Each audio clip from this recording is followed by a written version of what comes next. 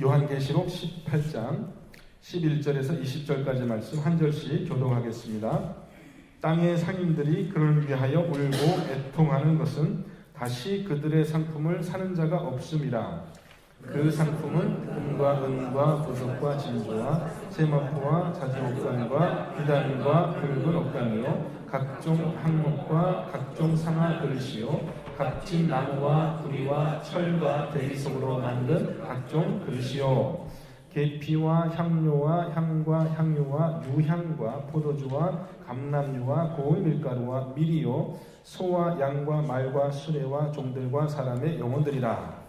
바벨론아, 내 영혼이 탐하던 과일이 내게서 떠났으며 맛있는 것들과 빛난 것들이 다 없어졌으니 사람들이 결코 이것들을 다시 보지 못하리로다. 바벨론으로 말미암아 치부한 이 상품의 상인들이 그의 고통을 무서워하여 멀리 서서 울고 애통하여 이르되 화이보다 큰 성이요 세마포 옷과 자지옷과 붉은 옷을 입고 금과 보석과 진주로 꾸민 것인데 그러한 부가 한 시간에 망하였도다. 모든 선장과 각처를 다니는 선객들과 선원들과 바다에서 일하는 자들이 멀리 서서 그가 불타는 연기를 보고 외쳐 이르되 이 큰 성과 같은 성이 어디 있느냐 하며 티끌을 자기 머리에 뿌리고 울며 애통하여 외쳐 이르되 화이토다 이 큰 성이여 바다에서 배 부리는 모든 자들이 너의 보배로운 상품으로 치부하였더니 한 시간에 망하였도다. 하늘과 성도들과 사도들과 선지자들아 그로 말미암아 즐거워하라. 하나님이 너희를 위하여 그에게 심판을 행하셨으리라 하더라. 네.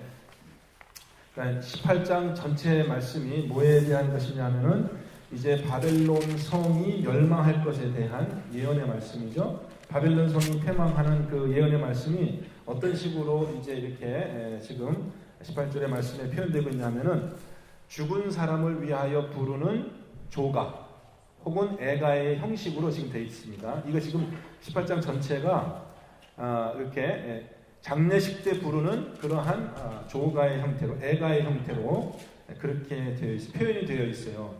그럼 여러분 죽은 사람이 자기를 위해서 애가를 부르진 않죠. 그죠? 죽은 사람이 뭐 어떻게 자기를 위해서 애가를 부르겠어요. 그럼 누가 대신 죽은 사람을 위하여 슬픔의 노래를 불러주는 거잖아요. 그죠? 네, 그러니까 지금 죽은 사람은 누굽니까? 28장에서 누가 죽었어요? 네? 누가 망했어요? 네, 바벨론 성. 큰 성 바벨론. 여기선 이제 원래 헬라 말에서는 이 성을 여인으로 표시하잖아요. 여성 명사로. 그죠? 우리가 뭐 이제 영어식에도 마찬가지 표현이죠. 어떤 도시를 우리가 표현할 때 남성형으로 표시하지 않고 여성형으로 표시한단 말이에요. 그렇죠? 그래서 이제 큰 성을 음녀에 비유해가지고 이 큰 성이 망하였다. 근데 누가 이제 애가를 부르냐면 앞에는 앞에 4절부터 10절까지는 하늘에서 음성이 나서 그 애가를 불러줬어요. 천사가 큰 음성으로 망하였다. 아유 슬프다. 이제 화 있다. 이렇게 이제 애가를 불러줬는데 11절 오늘 말씀부터는 누가 이제 그 애가를 부르냐 하면은 상인들이 애가를 부르는 겁니다. 이 상인들은 누구냐면은 바벨론 그 성과 무역을 하던 그 상인들이 바벨론 성 멸망하는 것을 보고 슬픔의 노래를 불러주는 겁니다. 아셨죠? 바벨론 그 성에서 장사하면서 이렇게 무역하던 상인들이 이제 애가를 불러주는 그런 말씀입니다. 그럼 이제 10절 말씀 보세요. 그의 고통을 11절 땅의 상인들이 그를 위하여 울고 애통하는 것은 그렇게 돼 있죠. 누구를 위하여 울고? 바벨론 성을 위하여. 그래서 우리말로는 그를 위하여 이렇게 돼 있는데 원어의 표현을 더 강조하면은 그녀를 위하여 이렇게 표현해 맞습니다. 그 성을 위하여 울고 애통하는 것은 지금 이제 성이 막 망한 것을 봤습니다. 보고 현장에서 막 성이 이제 불타서 망하는 것을 보고 애가를 부르는 형식으로 되어 있습니다. 그러면서 또 물론 성이 망한 것도 슬프지만 또 뭐 때문에 또 슬퍼합니까? 그들의 상품을 사는 자가 없습니다. 밥줄이 끊긴 거예요. 이 바벨론 성, 큰 성에다가 이제 무역을 해서 거기다가 물건을 팔아서 크게 이익을 남기고 그동안 살아왔는데 더 이상 물건을 살 사람이 없으니까 상인들이 슬퍼하는 노래를 부릅니다. 자, 그러면 12절부터 13절까지 이 상인들이 바벨론에서 이제 거래하던 물품의 목록들이 쭉 나오는데요. 12절 그렇게 나와 있죠. 그 상품은 은과 금과 보석과 진주와 이렇게 쭉 돼 있는데 굉장히 많이 나오는데 이것을 우리가 그룹으로 묶어서 이제 생각할 수 있습니다. 처음에 한 그룹으로 묶으면은 처음에 금과 은과 보석과 진주까지 하나로 묶을 수 있죠. 금과 은과 보석과 진주. 이건 뭡니까? 주로 금속들. 보석이죠. 이것은 보석. 금속 중에서도 값비싼 보석들이고. 그 다음 어디서부터 어디까지 하면 되겠어요? 그 다음에는 세마포와 자주옥감, 비단과 붉은 옥감까지요. 그죠? 거기까지. 그러면 이것은 주로 어떤 재료입니까? 이것은 옷인데 옷 중에서도 이것은 그냥 보통 사람이 입는 옷이 아니라 아주 사치품이에요. 사치품. 그러니까는 이 바벨론 성이 얼마나 사치하고 부를 누리고 있었나를 우리가 알 수 있죠. 세마포는 아주 가늘게 짠 실이니까 얼마나 부드럽잖아요. 부드러워서 사람들이 좋아하는 그런 이제 옷감이고, 자주 옷감은 뭐냐면 펄플이죠. 영어로. 그러니까 화려한 색을 얘기합니다. 자주색. 자주색 아니죠? 여러분이 앉아있는 지금 의자 색이 자주색인가요? 그러니까 자주색. 아주 화려하고 그래가지고 이 왕궁의 귀족들만 입던 그런 옷감. 그렇죠? 또 비단은 마찬가지. 비단은 중국에서 수입을 했습니다. 로마 시대 때. 중국에서 비단을 수입했어요. 그래서 비단길이라는 게 있잖아요. 그러니까 이거는 굉장히 비싼 거죠. 그 먼 길에서 수입해서 온 거니까. 또 붉은 옷감, 그것도 마찬가지고. 그러니까 지금 이 상인들의. 자, 그 다음은 또 어디서부터 어디까지 나누면 되겠습니까? 각종 향목과 각종 상아 그릇이요. 또 값진 나무와 구리와 철과 대리석으로 만든 각종 그릇이요. 여기까지 그냥 이렇게 나눠도 되겠습니다. 나무로 만든 그릇이 있고 또 뭐래요? 상아는 또 얼마나 비쌉니까, 여러분? 상아? 고대 이 로마 시대에 그 로마 황제들이 자기의 부를 자랑하기 위해서 자기가 앉는 의자 있잖아요. 자기가 앉는 의자를 상아로 만드는 거예요. 그죠?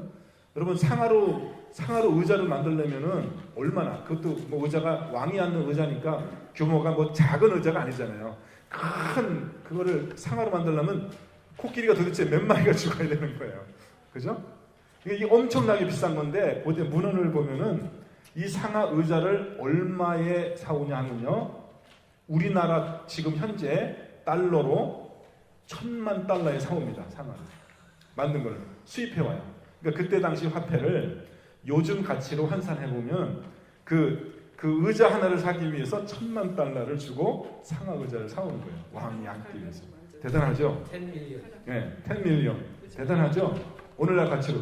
그런데 또 어떤 왕은 자기는 하나 가지고는 모자르다 그래가지고 또 상아로 침상을 만들어서 또 들어오고, 그걸 또 두 개를 또 두 개 한꺼번에 사니까 싸게 해줘라 그래가지고 이 박인을 해가지고 1,500만 달러에 사오는 그런 기록이 있습니다. 실제로. 그러니까는 얼마나 이 바벨론 이 성이 얼마나 정말 사치하고 화려하고, 이게 이제 이 제국이 멸망하는, 그죠? 이 물질에 아주 탐닉하고 향락을 추구하는 이런 문화가 이제 이 세상이 망하는 그런 징조가 된다는 것입니다. 자, 이거 뭐 하나하나 얘기하자면 끝이 없습니다. 또 어떻게 또 됩니까? 그 다음에는 계피와 향료와 향과 향유와 유향, 이런 것들은 이제 음식에 넣어서 맛을 더하게 하는 그런 우리가 향신료라고 하죠. 향신료가 되기도 하고, 또 유향과 포도주와 감람유와 고운 밀가루와 미리오, 이렇게 또 곡식들을 수입하고요. 그 다음에 곡까지는 뭐 하나로 치겠습니다. 음식을 만드는 그런 재료니까요. 그 다음에 또 뭐가 있습니까? 소와 양과 말과 수레와 종들, 짐승들이죠. 이거 짐승 사오고. 그 다음에 또 뭐가 있어요? 사람의 영혼들이라. 이게 뭐예요 도대체? 사람의 영혼을 어떻게?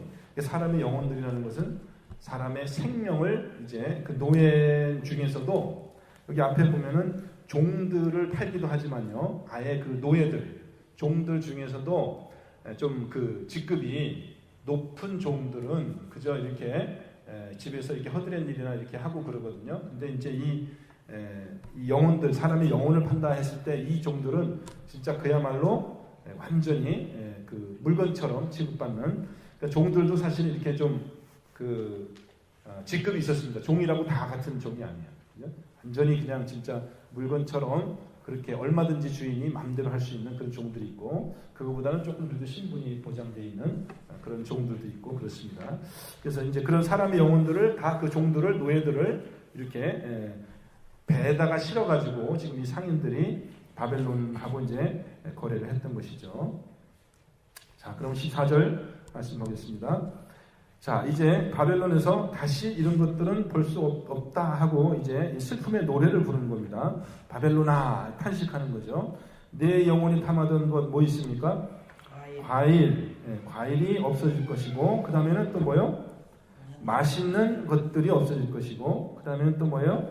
빛난 것들이 다 없어졌으니 사람들이 결코 이것들 다시 보지 못하리라. 우리 또 안목의 정욕이라는 게 있죠. 안목의 정욕, 우리 눈이 보기에 좋은 거, 그죠? 또 맛있는 거. 요즘에 한국에서 특별히요, 이제는 뭐 TV 프로그램 이런 거 보니까요, 제가 작년에 가서 진짜 한번 봐봤거든요. 한국의 그 TV를 틀어보니까요, 아침부터 저녁까지 다 먹는 거 없이는 되는 게 없어요. 모든 프로그램이 다 먹는 게 있어요. 뉴스 빼고는, 뉴스 같은 거는 뭐 안 나오겠지만은, 뉴스, 스포츠 이런 거 빼고는 다 방영하는 게 다 먹는 거에 대한 걸 다 방영. 어디 가면은 맛집이 있고, 어떻게 하면은 뭐, 아침 방송은 거의 다 그런 거예요. 아침 방송은.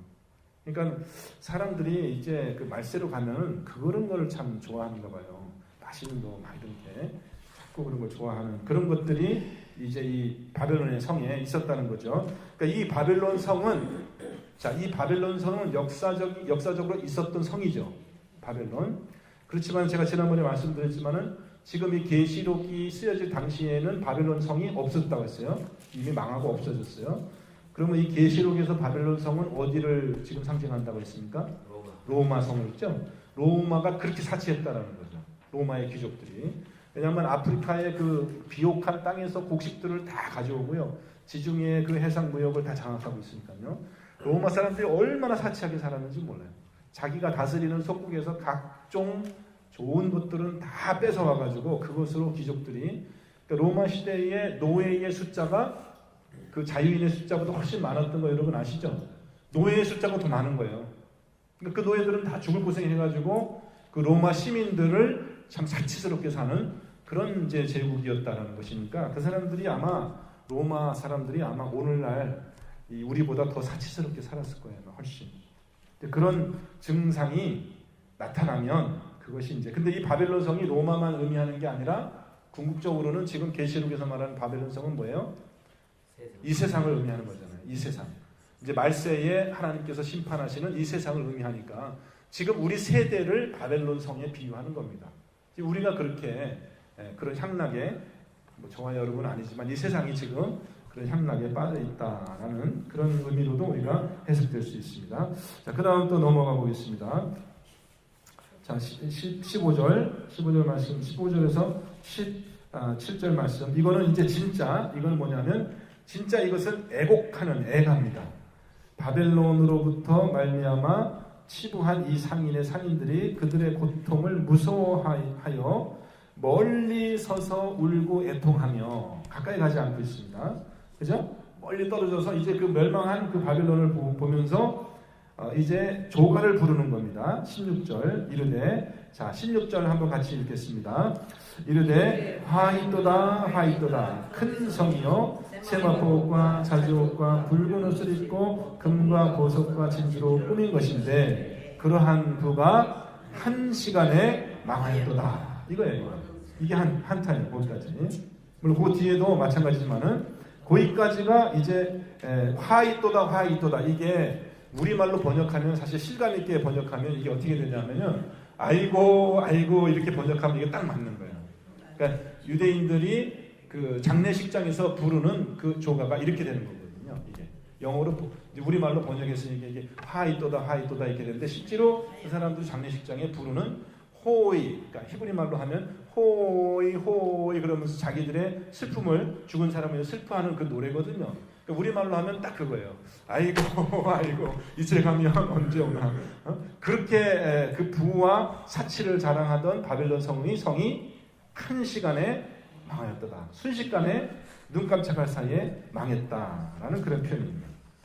그리고 이 마지막에 이 바벨론성의 운명이 얼마나 이 비참한지 우리가 이제 그것을 느끼게 하기 위해서 이렇게 이제 계시의 말씀이 이렇게 적혀져 있는 거죠. 그걸 실감 있게 느끼게 하기 위해서 한 시간에 망하였도다. 그다음 보십시오. 17절 말씀. 그다음 뒤에 보시면 모든 선장과 각처를 다니는 성객들과 선원들과 바다에서 일하는 자들이 또 멀리 서서, 그렇죠? 예? 아까도 그 똑같은 표현입니다. 16절도 보면은 그 15절 뒤에도 보면은 이 바벨론으로부터 장사해가지고 치부한 이 상품의 상인들이 고통을 보고 멀리 서서 울고 애통했다고 했잖아요. 그리고 똑같은 얘기를 하는 겁니다. 멀리 서서 보고 그 성을 보면서 또 우는데 누가 그렇게 하냐면 선장과 각처를 다니는 선객들과 선원들. 이게 이제 바다 해상으로 배를 타고 이 물건을 나르던 사람들이 멀리 서서 뭘 봅니까? 18절에 뭘 보여? 불타는 연기를 보고 외쳐 이르되, 또 이것이 이제 노래를 부르는 거죠. 노래죠.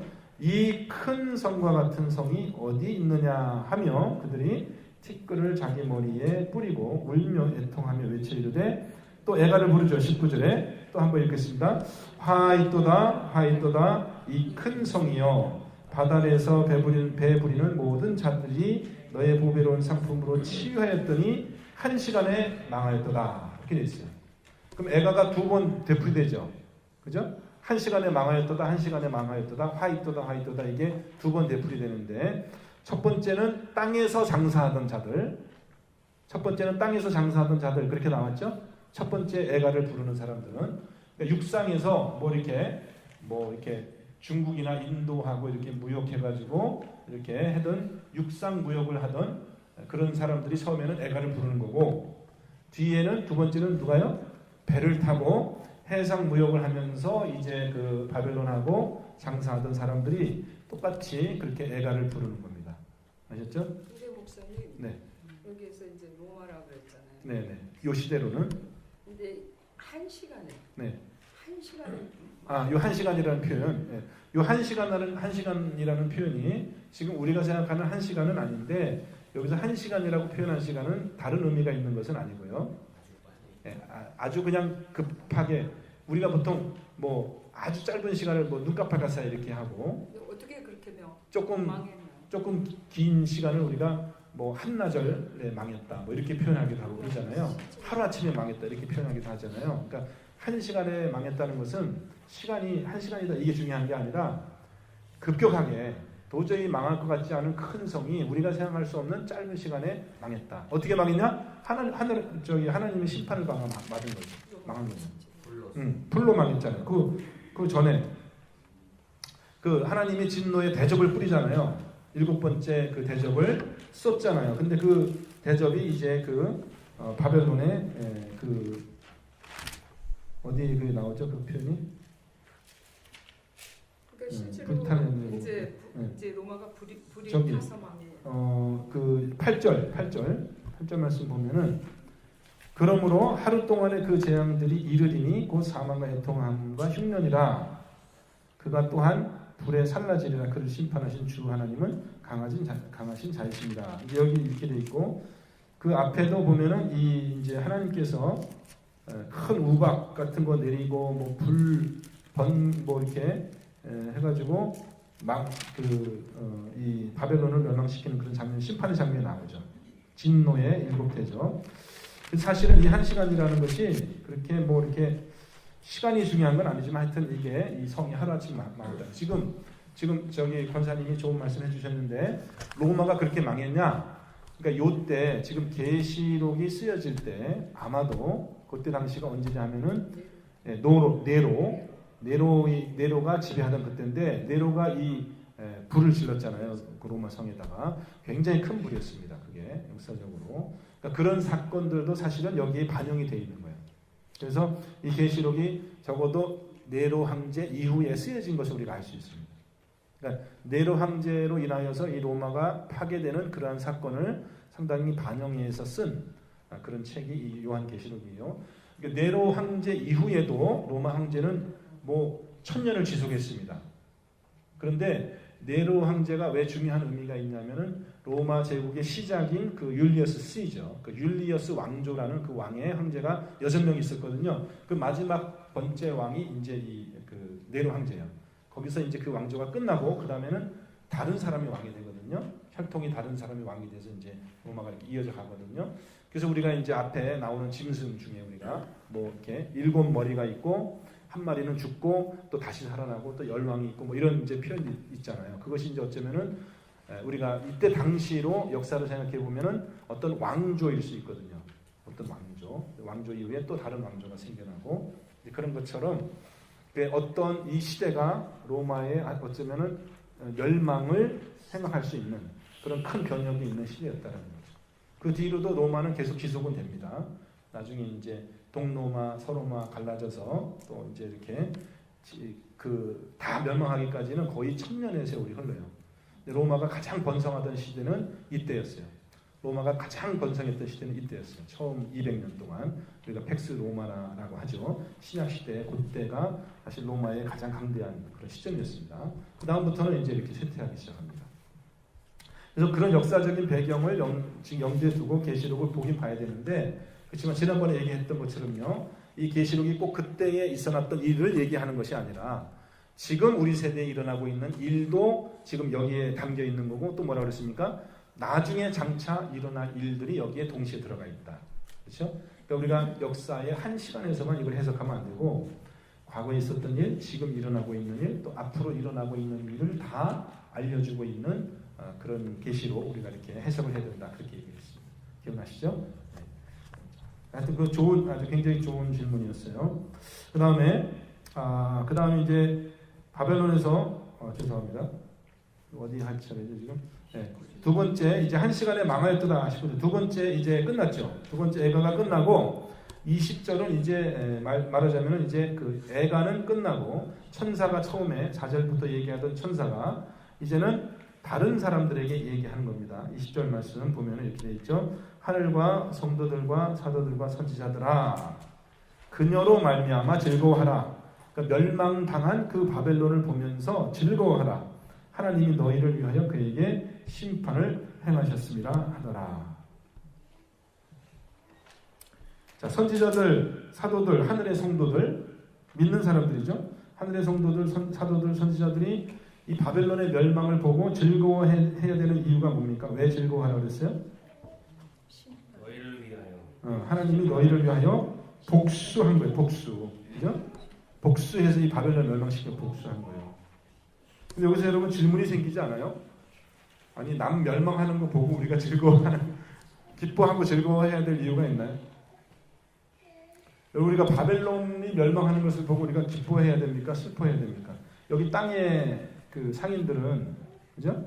해상 무역을 하고 또 이렇게 육상 무역을 해서 바벨론과 거래하던 상인들은 그 바벨론의 멸망을 보고 어떻게 했어요? 슬퍼했잖아요. 애곡했잖아요. 아이고 이 큰 성이 어떻게 이렇게 하루아침에 무너질 수가 있는가 이렇게 슬퍼했잖아요. 근데 천사들이 하는 말이 하늘의 성도들과 사도들과 선지자들에게는 기뻐하라고 즐거워하라고 너희를 위해 하나님이 복수해줬다 그러니까 그러면 성도들은 이 바벨론의 멸망을 기뻐해야 되는 거예요? 슬퍼해야 되는 거예요? 기뻐해야지. 핍박을 받고 네? 죽이고 멸망하는 것 아멘. 그러니까 내가 당한 것을 복수해 줬기 때문에 그런 거. 복수해 줬기 때문에 잘됐다 이렇게 막 기뻐하는 그런 것이 아니라 이 땅에 온갖 악을 행하던 그 악한 세력들이 하나님이 이제 그것을 깨끗하게 하고 이제 하나님의 나라를 온전하게 만든 그것을 우리는 기뻐해야 되는 거야. 기뻐해야 되는 거야. 그러니까 사탄이 멸망하는 걸 사탄의 소굴아니에요. 그러니까 우리 나중에 다 우리 하늘에 가서 우리가 기뻐하면서 야 드디어 예수 그리스도께서 이기셨다라고 우리가 승리의 개가를 부르는 겁니다. 그러니까 여러분 그 이제 홍해를 가르고 하나님께서 그 애굽에서 이제 홍해를 가르고 이스라엘 사람들을 이제 바다를 건너서 출애굽을 시켰잖아요. 출애굽을 시켜서 이제 바다를 건너고 언덕 위에 딱 올라와가지고 보니까 바닷물이 합쳐져가지고 그 애굽 군대가 거기서 다 그냥 죽어버린 거예요. 그 얼마나 비참해요. 그 많은 목숨들이 바다에서 다 죽었는데. 근데 이스라엘이 어떻게 합니까 그때? 춤을 춰요. 빙글빙글 돌면 그 춤을 지금까지 춥니다. 이스라엘 사람들. 지금까지 그 춤을 춰요. 지금까지. 여러분 이스라엘 사람들 그 춤추는 거 봤어요? 자기들끼리 팔짱 끼고 꼭 우리나라 사람들 그 강강수월래 하는 것처럼 자기들끼리 팔짱 끼고 막 이렇게 해서 빙글빙글 돌면서 춤추는 게 그때부터 시작한 거예요. 그게. 기뻐하는 거죠. 근데 사람이 죽은 거를 기뻐하는 것이 아니라 그건 슬픈 일이죠. 죽음은 슬픈 건데 이제 하나님이 이 세상을 온전하게 하나님의 영광스러운 그런 나라로 만든 그거를 기뻐할 수밖에 없죠. 전쟁에서 이기면 기뻐하잖아요. 죽은 사람들이 있지만은 게임에서 이기면 기뻐하잖아요. 진 사람이 있지만 기뻐하잖아요. 근데 그게 이제 하늘에서 우리가 누릴 그런 기쁨을 우리가 지금 사실은 우리가 그런 이제 이 세상의 우리의 경험 속에서 느끼는 겁니다. 일본이 망할 때 우리가 기뻐했죠. 일본이 망할 때 기뻐했어요. 그렇죠. 일본이 그 원자폭탄 터뜨려가지고 거기 뭐 몇십만 명 죽고 그랬잖아요. 근데 우리는 해방되니까 우리는 딱 좋아했잖아요. 기뻐했잖아요. 그죠? 한국 사람들도 같이 죽었어요. 하여튼 그러니까 이거는 그 죽음 자체를 기뻐하는 건 아니지만 이건 하나님에 대한 예배입니다. 예배. 하나님 기뻐하는 거예요. 하나님께서 이제 당신의 일을 다 이루신 것을 기뻐하는 그 예배 부를 때가 옵니다. 자, 우리 조금 시간 됐지만 조금만 더 해보겠습니다. 21절부터 24절까지 한번 같이 한 절씩 또 교독하겠습니다. 21절부터 24절까지 교독합니다. 이에 한 힘센 천사가 큰 맷돌 같은 돌을 들어 바다에 던져 이르되 큰 성 바벨론이 이같이 비참하게 던져져 결코 다시 보이지 아니하리로다. 또 검고 타는 자와 풍류하는 자와 퉁서 부는 자와 나팔 부는 자들의 소리가 결코 다시 내 안에서 들리지 아니하고 어떠한 세공업자든지 결코 다시 내 안에서 보이지 아니하고 또 맷돌 소리가 결코 다시 내 안에서 들리지 아니하고 등불 빛이 결코 다시 내 안에서 비치지 아니하고 신랑과 신부의 음성이 결코 다시 내 안에서 들리지 아니하리로다. 너의 상인들은 땅의 왕족들이라 내 복술로 말미암아 만국이 미혹되었도다.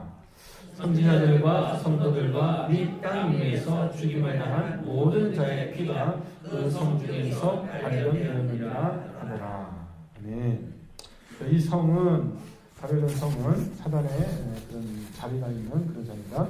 자, 한 가지 비유를 또 봅니다. 사도 요한이 환상 중에 이렇게 보는 장면이 있는데 힘센 천사가 나타나가지고 큰 맷돌 같은 돌을 들어서 바다에 던져버립니다. 그러니까 맷돌이 바다에 잠겨서 이제 안 보이게 되겠죠. 그럼 이 맷돌은 무엇을 비유하는 것입니까? 이 맷돌이 무엇을 비유하는 거예요? 맷돌을 바다에 던지는 이 사건은 그러면서 뭐라고 합니까? 큰 성 바벨론이 이같이 비참하게 던져져 결코 보이지 아니하리로다. 그러니까 지금 던진 이 맷돌이 뭐라는 거예요? 바벨론 성이라는 거죠. 그죠? 맷돌이 바닷속에 잠기는 것처럼 내가 바벨론 성을 던져가지고 그 바벨론 성이 이제 보이지 않게 그렇게 하겠다라는 그런 비유의 말이 천사의 음성을 통해서 선포됩니다. 그러면 맷돌이 바닷속에 가라앉으면 뭐가 보이겠어요? 아무것도 안 보이는 거죠. 맷돌이 바닷속에 가라앉았으니까. 그러면서 이제 22절부터 23절까지 바벨론에서 이러이러한 것들이 바벨론에서 사라지겠다라고 얘기합니다. 첫 번째 뭐가 사라진다고 했어요? 첫 번째 검은 고 타는 자와 풍류하는 자와 퉁서 부는 자와 나팔 부는 자들의 소리, 여기까지는 다 뭡니까? 이제 음악이죠. 음악 소리가 사라지는 거예요. 음악 소리가. 그 다음에는 또 뭐가 사라진다고 했습니까?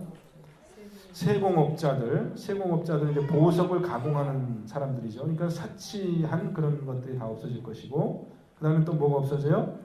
맷돌 소리가 없어진다고 했습니다. 이 맷돌은 음식을 만드는 곡식을 가는 그런 이제 용도니까 먹을 일이 없는 거죠. 또 뭐가 없다고 그랬습니까? 등불 빛이 결코 내 안에 비치지 않을 것이다. 그 다음에 또 뭐가 없어져요? 뭐가 없다 그랬어요? 신랑과 신부의 음성, 결혼식이 다시는 없다 이제 이렇게 얘기하고 그런 것들, 그러니까 평상시에 즐기던 그런 것들이 이제 바벨론 성에서 영 없어질 것이다 이렇게 돼 있어요. 바벨론이라는 이 성이 완전히 멸망한 거죠. 여러분 우리 민족, 우리 한민족의 역사 중에 여러분 백제의 멸망 그 스토리 아세요? 백제의 마지막 왕이 누구였죠? 의자왕이었죠. 네. 좋은 고등학교를 졸업하신다. 의자왕이 마지막 백제의 왕인데 의자왕이 멸망할 때 의자왕이 이제 자기 나라가 망하니까 어떻게 최후를 맞이했습니까? 의자왕이 죽을 때 어떻게 최후를 맞이했어요? 삼천 궁녀와 같이 어떻게 해요? 벼랑에서 물속으로 뛰어 들어가지고 그냥 다 없어졌잖아요. 그러니까 그 비참함을 여러분 아시겠죠? 그러니까 이제 나라가 망하니까 그 나라의 그 사치하던 그 왕과 그 궁녀들이 다 한꺼번에 물에 그냥 자살하고 마는 거야. 그럼 남은 게 뭐가 있어요? 아무것도 없죠. 네? 기뻐하던 소리들, 즐기던 음식들, 그 생명 모든 그 생명 현상들이 물속에 잠기고 마는 거예요. 그건 이제 제가 여러분에게 실감나게 한번 비유를 얘기한 거고 이 바벨론이 그렇게 허무하게 망할 것이다라고 오늘 그렇게 이야기합니다. 또 23절 말씀, 23절 말씀 후반절에 보니까 또 뭐가 있습니까? 상인들과 땅의 왕족들이 어떻게 바벨론에서 미혹이 됐다고 했어요. 복술로, 이 복술은 점술이죠. 복을 빌고 뭐 미래를 점치는 그런 점술들로 말미암아 만국이 미혹되었다. 이렇게 이 바벨론에서 이렇게 우상 숭배하는 그런 일들이 많았던 것을 이야기합니다.